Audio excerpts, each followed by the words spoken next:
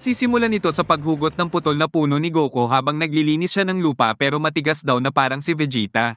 Agad dumating si Goten at may dalang lunchbox para sa kanya. Inubos agad ni Goku ang pagkain dahil masarap at siya'y nag-super saiyan. Nakialam si Goten sa sasakyan buti na lang mabilis nakita ni Goku at siya'y naligtas. Di siya nakafocus sa training at sinumbong niya din si Chi-Chi dahil pinipilit siya nitong maghanap ng trabaho na may mataas na sahod. Ang tagawasak ng mundo naman na si Lord Beerus ay nagpahanda ng pagkain. Nasarapan lang siya ng onti sa pagkain kaya kalahating mundo lang nila ang kanyang winasak. Si Master Pogi naman ay may interview sa pagkapanalo ng World Peace Prize. Nag-feeling na malakas ito at sinabing ligtas na ang mundo. Lumabas naman bigla si Majin Buu para magsabi kay Master Pogi na siya'y nagugutom na. Nagpanggap naman siya sa mga reporter na taga-ibang planeta ito at humihingi ng advice sa kanya. Pagtapos niyang magpapogi sa labas agad itong humingi ng sorry kay Majin Buu dahil siya ay nagalit. Si Videl at Gohan naman ay nag-date sa labas at natuwa siya dahil nilibre siya ng libro ni Videl. Si Goten naman ay nalaman na magpapakasal na si Videl at Gohan kaya niyaya nito si Trunks para pumunta sa shop ng Sing Sing. Hindi naman sila bumili dahil maliit ang mga diamond at toner sa mukha na lang ang bilihin sabi ni Trunks. Hindi ulit sila nakabili dahil masyado itong mahal. Narinig naman nila sa matandang nagrereklamo na makukuha yon sa hot spring ng libre, ilalagay lang sa mukha ang tubig at lalambot na ang balat. Tinuro nga ng matanda ang lugar kaya agad silang pumunta doon, nakita nilang puro matanda at madumi ang tubig kaya kumuha na lang sila sa malinis na tubig. Biglang umatake ang malaking ahas dahil ayaw nito na kumuha sila ng tubig doon, pilit nitong inaagaw ang tubig pero nainis na si Trunks kaya binugbog na niya ito. Agad nilang binigay ang regalo kay Videl at nakita ni Gohan. Pinasubukan na din nila ito at nalaman na mineral water lang pala.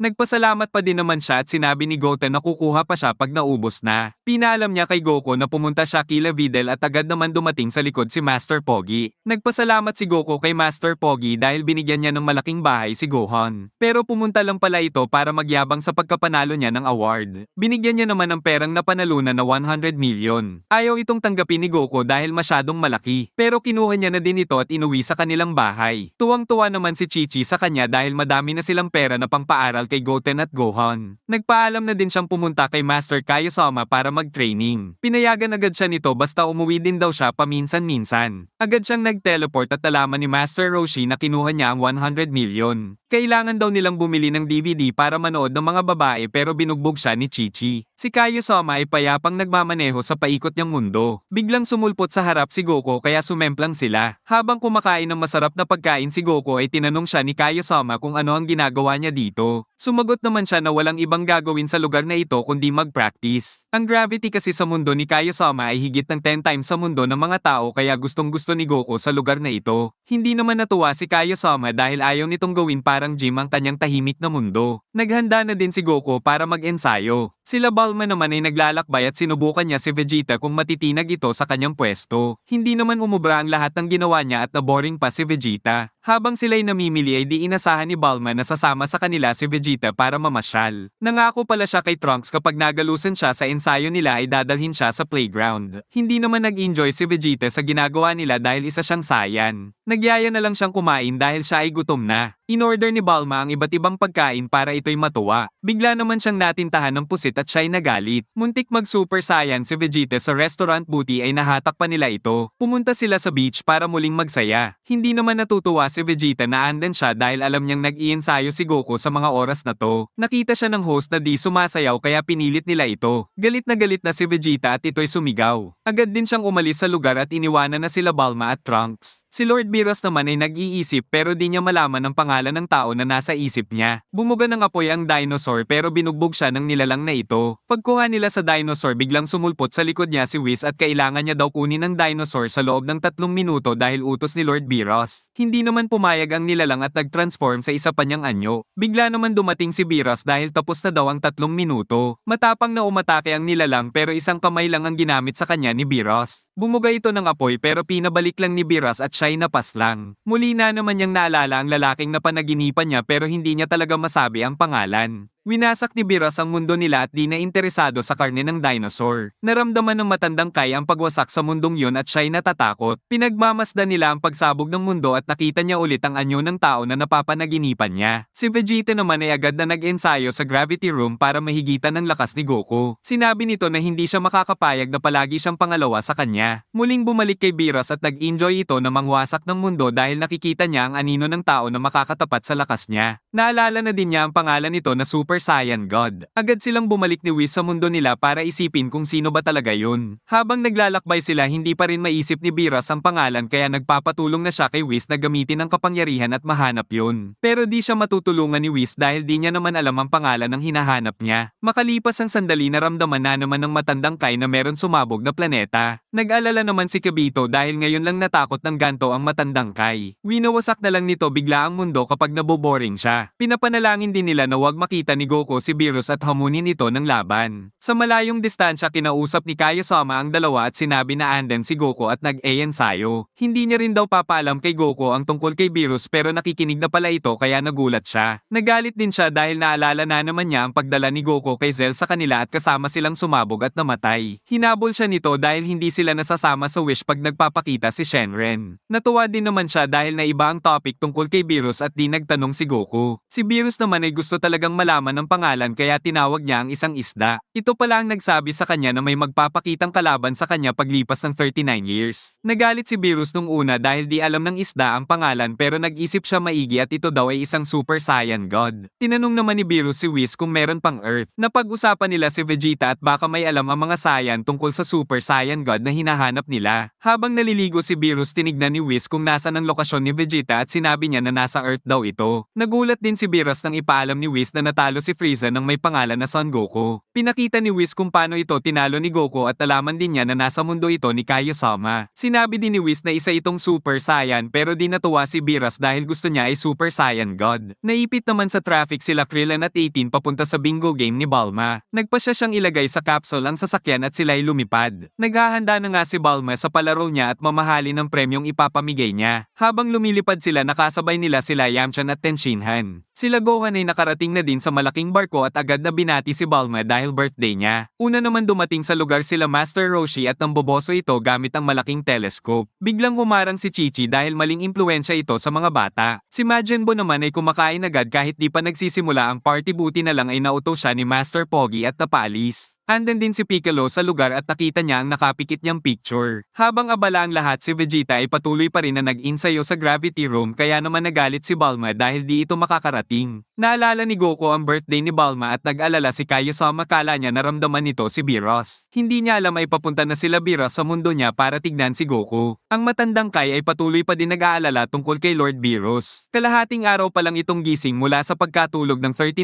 years pero 8 planeta na agad ang nawasak. Biglang natamba ang matandang Kai dahil naramdaman nito si Lord Beerus na papunta sa mundo ni Kaiosama. Nag-isip si Kibito ng paraan para hindi nito makita si Goku pero sinabi ng matandang Kai ay wala na silang magagawa kundi antayin na lang ito na dumaan at matapos na parang bagyo. Kapag hindi nila ito hinayaan ay baka pasabugin niya ang buong universe. Habang sila'y naglalakbay tinignan nito kung ano ang pagkain niya. Hindi natuwa ang matako na si Beerus at nagsasawa na siya sa pagkain na binibigay ni Whis. 10 minutes na lang at malapit na sila sa destinasyon kaya naramdaman na ni Kaiosama ang aura nila. Nagulat naman siya dahil hindi pa umaalis si Goku para pumunta sa birthday ni Bulma at mukhang magkikita nga sila ni Beerus. Nag-e-enjoy naman ang lahat at abala sa kanilang ginagawa sa party ni Bulma pero siya'y galit na dahil wala talaga si Vegeta. Excited naman si 18 sa bingo game dahil kastilyo at eroplano ang premyo at meron pang sorpresang premyo na hindi sinasabi. Pumunta naman si Goten at Trunks kung saan nakatago ang mga premyo sa bingo game. Pinakita din nito ang sorpresang regalo kapag nanalo sila sa laro kaya tinanggal niya ang kuryenteng nakabalot para mapakita kay Goten. Ang batang si Mai naman ay tila naipit sa isang isla dahil nasira ang bangka nila. Pinakita na nga ni Trunks ang premyo at ito pala ay Dragon Ball. Naramdaman naman yon ni Pilaf at di siya makapaniwala na kumpleto ang Dragon Ball sa isang lugar at gumagalaw pa ito papunta sa kanila. Nahulog ang Dragon Ball radar sa sobrang excited niya kaya naman nasira ito at di na nila makita kung nasa na ang Dragon Balls. Nagpasya na lang sila na magbangka kahit sira ito pero sa kalagitnaan ay umiyak si Mai dahil pinapasok na ng tubig ang bangka nila. Tumalon sila mula sa bangka pero may pating na palang paparating. Muntik na silang makain ng pating buti na lang nakakapit agad sa barko at nakita sila nila Trunks. Binigyan sila ng hagdanan at pinatuloy pa sa barko. Nagpasalamat din sila at muntik masabi na hinahanap ang Dragon Ball. Nalaman ni Trunks na nagugutom sila pero di niya yon tinanggap dahil siya daw si King Pilaf na di tumatanggap ng tulong. Tumutulo na ang laway nila habang dumadaan ng masasarap na pagkain. Nagalit ito dahil pwede naman silang di sumunod sa utos niya minsan. Buti ay nagdala sila Trunks ng pagkain at kinain na nila ito. Sa kabilang banda patuloy pa rin ang ensayo ni Vegeta sa gravity room pero napatigil siya nang may pumasok na babae. Pinaalam nito na tumatawag si Bulma at galit na dahil pinapapunta siya sa party. Si Goku ay patuloy rin na nag-e-ensayo at sinubukan ng kanyang sariling lakas. Nagalit naman si Kaiosama dahil di niya sinabi na titira siya ng Kama Wave. Napansin naman ni Goku na parang meron kakaiba kay Kaiosama kaya tinanong na niya ito, umamin naman ito na meron papuntang God sa kanyang lugar. Pinaalam din ito na hindi siya ordinaryong God dahil winawasak nito ang mga planeta kapag wala siyang magawa. Kahit umiihi at naliligo lang ito ay bigla siyang magdedesisyon na wasakin ang isang planeta. Nalaman ni Goku na masyado palang malakas si Beerus at walang makakapigil sa lakas nito na wasakin ang isang planeta. Na-excite naman siya na makita ito pero binalaan siya ni Kaiosama na huwag siyang gagawa ng kahit anong di maganda kay Beerus para hindi wasakin ang mundo ng mga tao. Agad niyang pinatago si Goku dahil naramdaman na nito na paparating na si Lord Beerus. Takot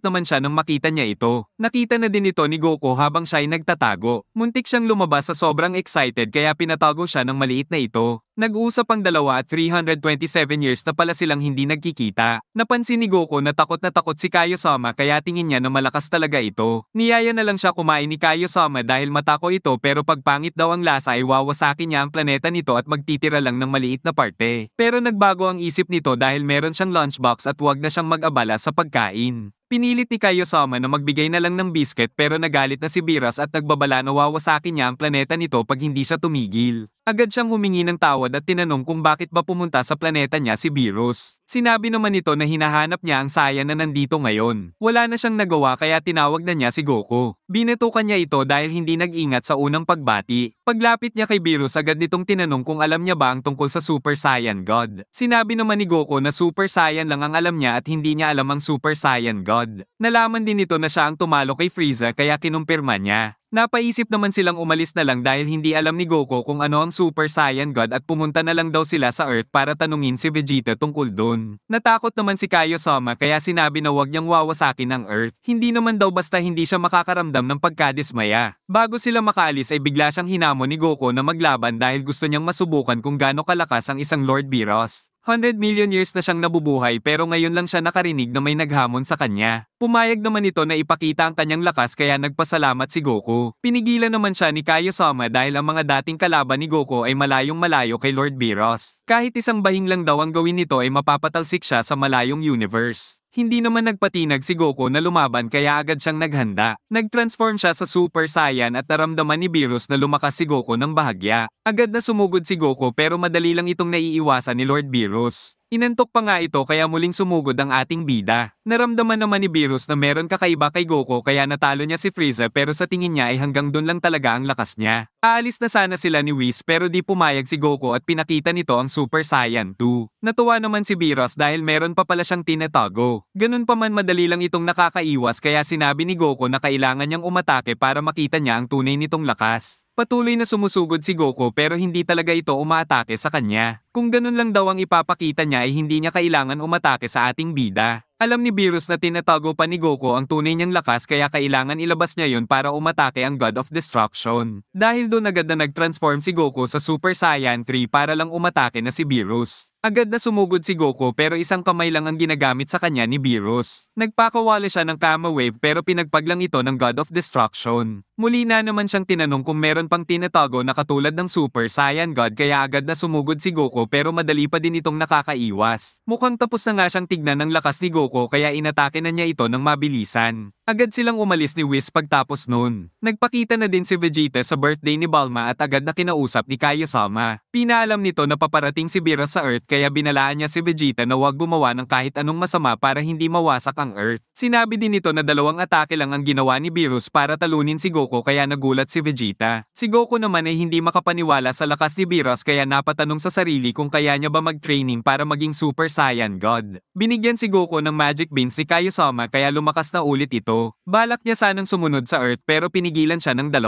Ang mga tao naman sa barko ay abala sa kanya-kanya nilang gawain at hindi nila alam na pupunta pala ang God of Destruction. Agad nga itong nakarating sa kanya at nanginginig sa takot si Vegeta. Sinubukan niyang sumugod pero biglang hindi siya makagalaw. Naalala niya naman bigla ang tatay niya kung paano binugbog ni Beerus noon. Nadismaya din ito sa lakas ni Vegeta kaya sinabi na papasabugin niya na lang ang Earth. Paglapit tinanong nito kung alam niya ba ang tungkol sa Super Saiyan God pero hindi alam ni Vegeta. Bigla naman lumabas si Bulma dahil hinahanap niya ito. Nang makita niya sila Beerus at Whis akala niya kaibigan ito ni Vegeta kaya agad niyang niyaya ang 2 para makisaya sa kanyang birthday at kumain na din. Nakita ni Vegeta kung paano ito pinakilala sa stage at wala silang idea na God of Destruction pala ito. Takot na takot siya baka magalit ito bigla sa kanila. Nagbigay naman si Krillin ng tinawag na Russian Roulette Octopus dahil meron isang piraso doon ang hindi masarap at hindi gawa sa octopus. Agad kinain ni Beerus ang isa pero mukhang napangitan siya sa lasa. Nag-alala na si Vegeta pero nasarapan naman pala ito. Si Krillin pala ang makakakuha ng hindi masarap na takoyaki. Sila Pilaf naman ay mukhang nabusog na kaya patuloy na sa paghanap ng Dragon Ball. Muling nagbigay si Vegeta ng takoyaki para hindi magalit si Beerus. Nakaramdam ito ng antok at gusto nang bumalik sa planeta nila. Bigla naman siyang nabasa ni Trunks dahil naglalaro sila ng water gun. Agad itong nagalit kaya gumawa ng paraan si Vegeta at kinuha niya ang malaking octopus at agad na niluto. Na-distract naman si Beerus at hindi na ito nagalit. Niyaya na lang siya ni Whis para kumuha ng dessert pero naubos na ito at nakuha na pala lahat ni Majin Buu kaya humingi na lang sila dito. Natatakam na si Beerus sa dessert pero hindi pumayag na magbigay ang matako na si Buu. Magalang ulit na humingi si Whis at sinabi na mula pa sila sa malayong lugar. Pero nilawayan ito ni Majin Buu dahil sobrang matakaw. Nagalit si Beerus sa kanya dahil ayaw na ayaw nito sa nilalang na walang pake sa paligid niya. Tinapon niya ang matakaw na si Buu at mukhang napaslang na. Galit na tumingin si Beerus at kabadong-kabado na si Vegeta. Ang mga tao naman sa paligid ay hindi alam ang nangyayari. Sinubukan niya itong pakalmahin at magbibigay na lang siya ng puding pero nagalit na talaga kaya agad siyang pinatabi. Napansin ni Piccolo na takot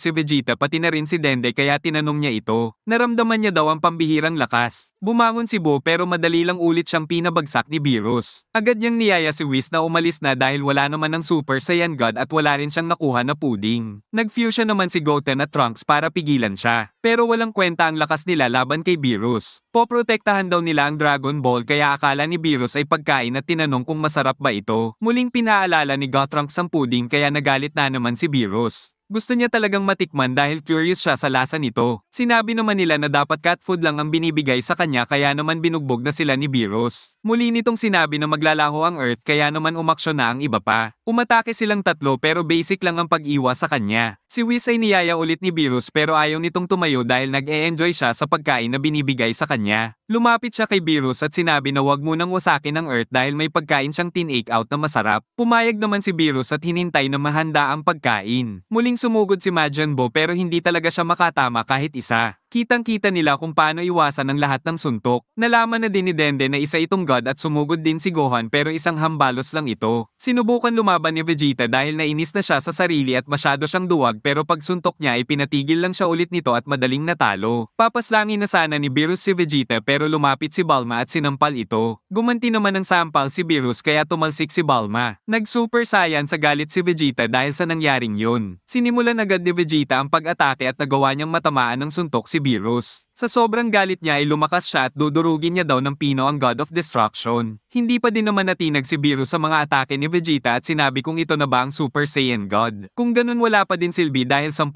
ng lakas lang ang nagamit niya. Wawasakin na sana niya ang Earth pero nang hinayang siya sa masasarap na pagkain sa lugar na ito. Kaya naman inuto na din ni Bulma na madami pang masarap na pagkain ang di niya natitikman. Pumayag naman ito at bibigyan daw sila ng chance. Pinapila niya ang mga ito at tinuro si Olong kaya siya ay natakot. Akala niya kasi kapatid nito si Majin Buu na di nagbigay ng puding sa kanya kaya napili niya. Niyaya niya ito na maglaro sila ng bato-bato pick at kapag nanalo si Olong ay agad siyang aalis sa Earth pero kapag siya naman ang nanalo ay wawasakin na niya ito. Natakot ng sobra si Olong dahil sa kanya nakasalalay ang Earth kaya naman nainis na si Beerus sa paghihintay. Tinuloy pa din naman nila ang laro at sila'y pamwesto na. Tabla ang una nilang laro at kabado naman nanunood ang iba. Si Whis naman ay katatapos lang kumain at kinuha na ang take-out niya. Ginawa ulit ang pangalawang laro at tabla na naman sila. Nag-cheer si Bulma na kapag nanalo si Olong ay bibigay nito ang lahat ng gusto niya pero sa pangatlong laro ay nanalo na si Beerus. Agad siyang umangat kasama si Whis at nag-charge para wasakin ang Earth. Nang papakawalan na niya ito ay biglang dumating si Goku kaya siya natigilan. Nakiusap ang ating bida kung pwede ay huwag niyang wasakin ang Earth dahil lang nanalo siya ng bato-bato pick. Magbigay daw siya ng onting oras at ipapakita niya ang Super Saiyan God na hinahanap niya. Nakinig naman ito dahil nagising siya mula sa 39 years na tulog at napanaginipan ng Super Saiyan God. Si Goku naman ay gagamitin pala si Shenron para bigyan siya ng lakas. Sinabi naman ni Beerus na last na ito at pag di pa lumabas ang Super Saiyan God ay wawasakin na niya ang buong solar system. Agad niyang pinapakuha ang Dragon Ball para makita na ni Beerus ang hinahanap niya. Matyagang naghintay sila Beerus habang kinokolekta nila ang Dragon Ball. Agad naman niyang pinalabas si Shenron para humiling dito. Sila Pilaf naman ay nakita si Shenron na galit siya sa dalawa dahil ayaw maniwala na andan ang Dragon Ball kaya nagyaya siya agad na bumalik sa barko. Humiling na nga si Goku na palabasin ang Super Saiyan God para hindi wasakin ni Beerus ang Earth. Nang marinig niya ang pangalan nito ay natakot siya. Agad din inutos ni Beerus na palabasin na ito. Nagulat sila sa sinabi ni Shenron dahil hindi daw yun sakop ng kapangyarihan niya na palabasin ang Super Saiyan God. Sinabi naman ni Shenron na ayon sa libro ay mapapalabas nila ito kapag meron 5 mga mabubuting Saiyan ang nagtulong na ipasa sa isa ang kapangyarihan at magiging Super Saiyan God. Agad na umalis si Shenron pagtapos yun sabihin. Nag-alala naman sila na kulang ang Saiyan sa lugar dahil alam nilang hindi mabuti ang puso ni Vegeta. Ganun pa man sinubukan pa din nila ito habang naghihintay si Beerus. Unti-unti na ngang naramdaman ni Goku na meron nagbabago sa kanya. Pero sinabi ni Whis na hindi tagagana dahil kulang sila ng isa at kailangan nilang gamitin ang puso sa pagpasa ng aura. Nainip na nga si Beerus dahil kulang naman sila ng isang Saiyan at naubos na daw ang swerte nila. Pero buntis pala si Videl kaya nagbaka sakali sila na pwedeng itong gamitin. Tuwang-tuwa naman si Gohan dahil nalaman niyang buntis ang asawa niya at nagawa pa nilang mag-usap-usap. Pinagbigyan ulit sila ni Beerus dahil gusto talaga nito makita ang Super Saiyan God. Sinimulan na nga nila ito at nag-focus na gamitin ang kanilang mga puso. Umaasa ang lahat na magagawa nila ito para hindi wasakin ni Beerus ang Earth. Mukhang nagtagumpay nga sila at umilo pati ang tiyan ni Videl. Sobrang lakas ng aura na binigay ng mga ito at nararamdaman na din ng iba na may nagbabago sa lakas ni Goku. Maging si Whis ay naramdaman ng aura na binibigay nito. Isang malaking liwanag ang lumabas at nag-iwan ng malaking butas sa ulap. Hindi sila makapaniwala sa nakikita nila at naging kulay pula na aura ang ating bida. Pagbaba nito nagbago ang kulay ng kanyang buhok pati na ang kulay ng mata. Natuwa naman si Beerus at mukhang nakita na niya ang hinahanap niya.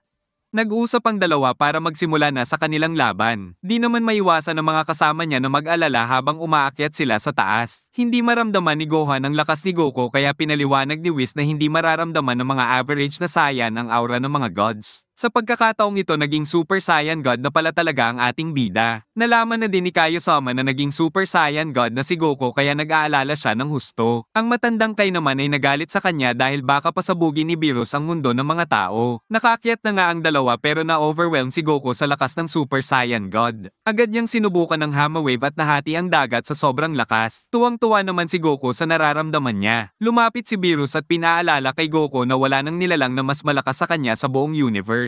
Nagsimulang umatake ang ating bida pero isang kamay pa din ang ginagamit ni Beerus. Nakikita nila sa baba ang pangyayari at nasuntok na si Goku. Umatras ng bahagya si Goku pero sinundan siya nito at muling nasuntok. Agad naman itong umakyat para muling umatake. Tuwang-tuwa siya kay Beerus dahil sobrang lakas nito pero natuwa din naman ito sa kanya dahil malaki ang pinagbago ng lakas niya kumpara dati. Ang mga tao sa baba ay hindi na sila makita dahil niyaya siya ni Beerus na maglaban sa mas mataas pa. Ginamit naman ni Bulma ang capsule para manood sa kanila. Ang mga bull-inggit naman na ito ay nakabalik sa barko at nakita sila ni Whis na nagugutom kaya niyaya silang kumain ng pagkain. Naglaban na nga ang dalawa sa taas at sinabi ni Goku na kitang-kita na niya ang mga atake ni Beerus at nakita nila Piccolo na nasuntok na din niya ito. Sinabi ni Beerus na ito na ang kanyang hinahanap na Super Saiyan God at napaunat pa ito. Agad itong nag-charge kaya tumilapon sila Bulma. Sinalag naman ito ni Goku at tagumpay na natapon sa kabilang lugar. Na-enjoy naman ni Whis ang laban kasabay ng masarap na pagkain. Tingin naman ni Beerus ay alam na ni Goku kontrolin ang kapangyarihan niya kaya natutuwa na ito. Muli naman nag-charge ang ating bida para mas lalong lumakas pa. Agad din itong umatake at ginaya ang ginawa ni Beerus sa kanya sa mundo ni Kaio-sama. Mukhang nainis na ito sa kanya at seseryosohin na siya. Sisimulan na nila ang tunay na laban sa pagitan ng dalawang gods. Sinabi naman ni Goku na hindi niya pa pinapakita ang tunay niyang lakas. Sila Bulma naman ay naiinis na dahil nasira ang kanilang capsule at hindi sila makanod sa laban ng dalawa. Umatake na si Goku at mukhang nasasaktan na niya si Beerus sa mga oras na to. Gumanti din naman ito agad at siya'y binugbog. Muling nag-charge si Beerus ng mas malaking tira kaya kailangan itong mapigilan ni Goku. Nagulat naman si Beerus na unti-unti yun lumiit dahil pinisil ito ni Goku. Ang paglalaban ng dalawa ay nakita nila sa malayo. Pero si Bulma ay hindi ito makita dahil abala sa kanyang ginagawa. Alam naman ng matandang Kai na hindi ginagamit ni Beerus ang lakas niya at nagpapanggap lang ito para masuntok siya ni Goku. Dagdag pa nito ineensayo niya ng husto si Goku para ma-perfect ang Super Saiyan God at doon na siya dudurugin ni Beerus. Sumulpot si Beerus sa likod niya at sunod-sunod na pagsabog ang ginawa nito sa kanya. Tinanong niya si Goku kung anong problema at bumagsak na nga sila sa lupa. Nanghihina na si Goku sa mga oras na to at nilapitan siya ni Beerus. Sinabihan siya nito na makakasama ang agad na pagbangon mula sa malakas na pagsabog. Inasar naman siya nito na inaantok na siya sa laban para lumakas pa lalo ang ating bida. Bigla naman umangat si Goku at nakita na ito nila Bulma. Yun pala ay binubugbog na siya ni Beerus at hindi tumitigil sa pag-atake. Pag-angat nila sa taas ay muling humikab si Beerus kaya naglaro na lang ito ng sarili niyang bola para hindi antukin. Nagbanta na rin ito na wawasakin na niya ang mundo kaya nagising na si Goku at siya'y pinapatigil. Tinayre niya naman agad ito buti ay madaling nawasak ni Goku. Sinabi naman ng ating bida na papakita na niya ang Super Saiyan God dahil naglabas si Beerus ng madaming pampasabog. Mukhang nagalit na nga ito kaya naman tuwang-tuwa na si Beerus. Tinayre niya sabay-sabay ang mga ito at ginamitan ng Hammer Wave ni Goku. Nagulat naman si Beerus na nagawa nitong pasabugin ang lahat. Agad din naman itong lumapit sa kanya at siya'y sinaksak. Sinabi rin nito na mukhang hindi siya ang hinahanap niyang Super Saiyan God. Napunta si Goku sa malalim na karagatan at unti-unti nitong naramdaman na mas lumalakas pa siya. Agad siyang bumalik kay Beerus at nagulat naman ito sa kanya dahil nawala din ang kanyang sugat. Napansin nito na mukhang maayos na nga ang lagay ni Goku at sinabi ng ating bida na mukhang pinalakas siya ng kapangyarihan ng Super Saiyan God. Humanga naman sa kanya si Beerus kaya sinabi nito na ipapakita na talaga niya ang tunay niyang lakas. Naghanda na nga ang dalawa at nasira ang capsule sa sobrang lakas ng aura nila. Pinakita naman ni Whis kay Vegeta ang laban dahil nahihirapan itong manood. Di makita ni Goku si Beerus pero nasa likod niya lang pala ito. Nagsimula na nga silang dalawa at kitang-kita ang lakas ng aura. Agad silang sumugod at umabot sa ibaba ang kanilang lakas. Nag-alala naman ng matandang Kai na pwedeng mawasak ang buong universe sa paglalaban nila. Kinausap nila ang dalawa na itigil na ang laban pero wala silang pake at nagpatuloy lang magpalitan ng kanilang lakas. Pagsalpukan nila muling nagbigay ng malakas na impact sa paligid hanggang sa ibaba. Tinawagan ng reporter si Master Pogi dahil kala nila malakas talaga ito. Nagpanggap naman siya na nag-iimbestiga na siya sa mga criminal group. Muntik bumagsak sa kanya ang capsule buti ay anden si Whis para iligtas siya. Natuwa naman si Beerus kay Goku dahil naabot na nito ang pagiging Super Saiyan God. Nag-alala na naman sila Kabito dahil magsasalpukan na naman ang dalawang God. Malakas na aura ang pinakawalan ni Goku pero ganun din naman si Beerus. Lumabas ang dalawang dragon at pinalakas pa sila lalo. Muli na naman silang nagsalpukan at nasuntok ni Goku si Beerus. Nagalit na si Beerus at nagpatuloy sila sa kanilang laban. Makikita dito na pantay lang ang kanilang lakas. Nag-charge na naman si Beerus at handa itong salagin ng ating bida. Pero sinabayan niya ito ng Kama Wave at lumikha ng malakas na impact papunta sa ibaba. Takot na silang lahat at may nawasak na naman na isang planeta sa lakas ng puwersa. Medyo nahirapan si Goku sa oras na ito at nang ibabaw ang kapangyarihan ni Beerus. Bigla naman itong napabalik ni Goku dahil sinabi daw ng espiritu ng Super Saiyan God na mas lalakas pa siya. Walang gustong magpatalo sa dalawang God at patuloy silang nagpapalitan ng lakas. Pero makikita sa maukha ng ating bida na siya ay nahihirapan. Sinabi naman ng mga Kai na pag sumabog ito ay mapapahamak ang Earth. Takot na ang mga tao dahil hindi nila alam ang nangyayari. Maging si Whis ay alam na malakas ang Super Saiyan God kaya pwede nilang mawasak ang buong universe. Nakiusap si Master Pogi na protektahan sila ng kapangyarihan ni Whis dahil ayaw niyang mapahamak ang anak niyang buntis. Sinabi naman ni Whis na hindi niya yun magagawa dahil sa sobrang lakas ng dalawa God. Patuloy na lumilikha ng pagwasak ang aura ng dalawang ito at sinabi ni Beerus na pagod na siya kay Goku kaya tatapusin na niya ito. Sumabog na nga ang kapangyarihan ng dalawang God at nagulat sila na nakaligtas sila. Nagfeeling naman si Master Pogi na siya daw ang dahilan kung bakit sila nakaligtas. Tinatawagan na din siya at gustong ma-interview ng mga reporter. Sa dalawang God naman ay wala pa din nanalo at sinabi pa ni Beerus na hindi niya pa ginamit ang 100%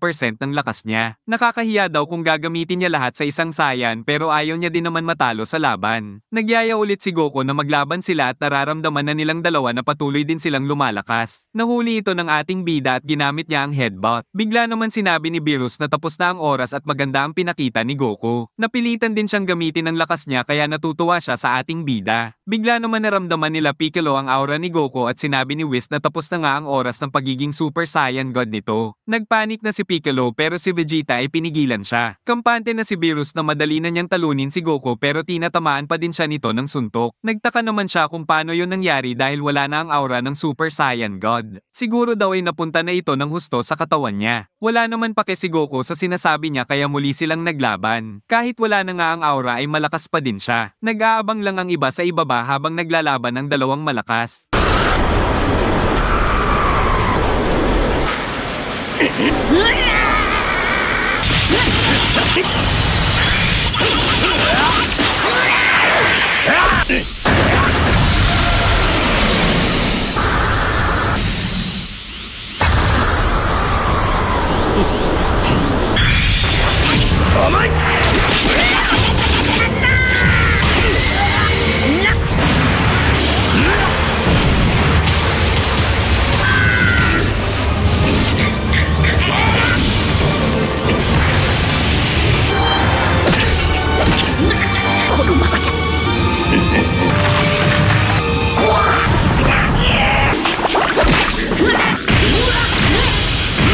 返しだ。こんなもんじゃないはずだ。海に宿したんじゃないのか。